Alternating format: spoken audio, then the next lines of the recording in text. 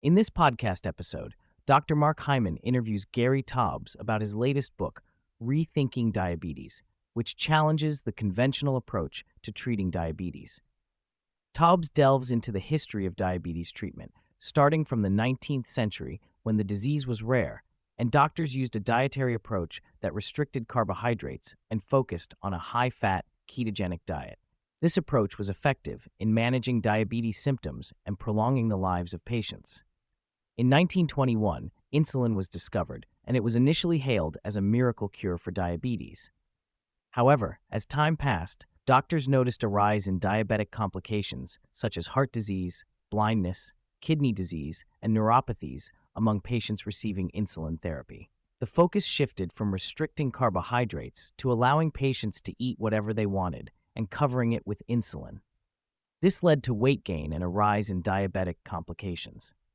After World War II, oral hypoglycemic drugs were introduced as a more convenient alternative to insulin injections. These drugs worked by stimulating insulin secretion, but came with serious side effects, including an increased risk of heart attacks and strokes.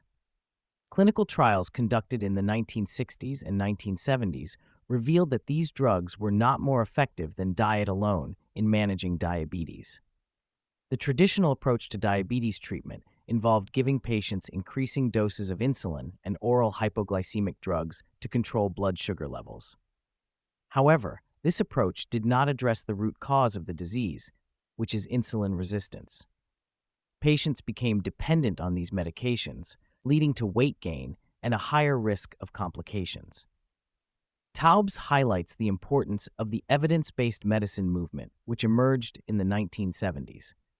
This movement emphasized the need for clinical trials to determine the effectiveness and safety of medical interventions. By conducting randomized controlled trials, researchers could evaluate the impact of different treatments on patient outcomes and make informed decisions based on evidence. Taubes challenges the prevailing belief that diabetes is a progressive, chronic disease that requires lifelong medication. He questions the assumption that poorly controlled blood sugar is the primary issue in diabetes management and suggests that the focus should be on addressing insulin resistance through dietary interventions. The podcast discusses the role of diet in managing diabetes and how a high-fat, low-carbohydrate ketogenic diet can be beneficial for patients. By reducing carbohydrate intake and increasing fat consumption, individuals can improve insulin sensitivity and regulate blood sugar levels. This approach aligns with the historical dietary recommendations for diabetes treatment before the widespread use of insulin and oral hypoglycemic drugs. Taubes discusses the hormonal response to macronutrients, particularly insulin's role in fat storage and mobilization. He explains that insulin inhibits the breakdown of fat, leading to its accumulation in fat cells. This hormonal response is crucial in understanding how different dietary approaches can impact weight management and metabolic health. He emphasizes that not all calories are the same and that the body's hormonal response to food plays a significant role in fat metabolism. Taubes raises concerns about the long-term consequences of drug therapy for diabetes and obesity, particularly the potential risks associated with prolonged use of medications like obesity ischemic colitis. He warns against the reliance on drugs as a quick fix without addressing lifestyle factors such as diet and exercise. He points out the lack of research on the effects of these drugs over extended periods and the potential impact on future generations, especially in pregnant women who may be prescribed these medications. Taubes references cases of individuals successfully managing diabetes with minimal insulin doses and ketogenic diets, highlighting the importance of lifestyle interventions in conjunction with medication.